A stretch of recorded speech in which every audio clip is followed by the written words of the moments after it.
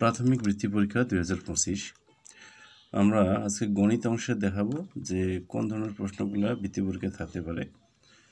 তার মধ্যে থেকে আমরা গুণের যে সংক্ষিপ্ত প্রশ্ন সমাধান বিভিন্ন উপায়ে গুণ করা যায়। একটা আছে কি সহজ পদ্ধতিতে গুণ করা, আর একটা এমনিতে গুণ করা।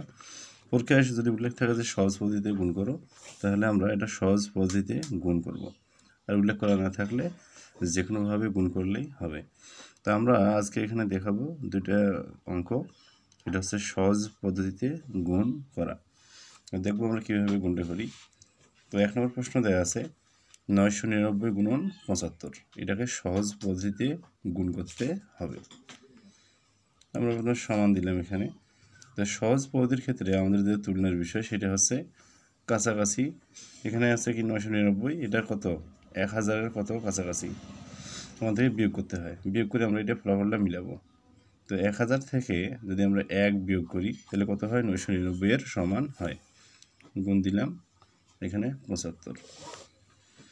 এখানে যে মূল বিষয়টা সেটা হচ্ছে শূন্যের গুণ করা। আমাদের শূন্যের সাহায্যে গুণ করলে গুণফলটা দ্রুত হয়ে যাচ্ছে।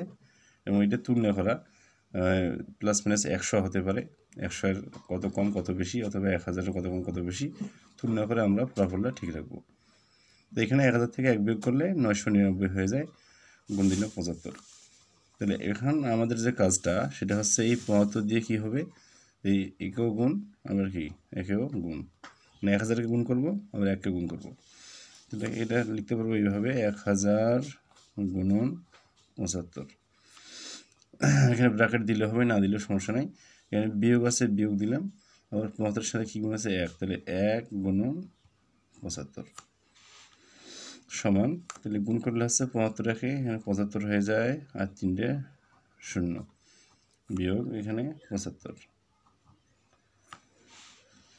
সমান, তাহলে এখানে বিয়োগ করে দেবো। 10 থেকে 5 বাদ দিলে 5, হাতে 1 8 হয়ে যাবে। 10 থেকে 8 বাদ দিলে 2, হাতে 1, 10 থেকে 1 বাদ দিলে এখানে কত হচ্ছে 9, হাতে আবারও 1, 5 থেকে 1 বাদ দিলে 4, আর এখানে 7 7 থাকবে। তাহলে আমরা কত পেলাম, 74,925।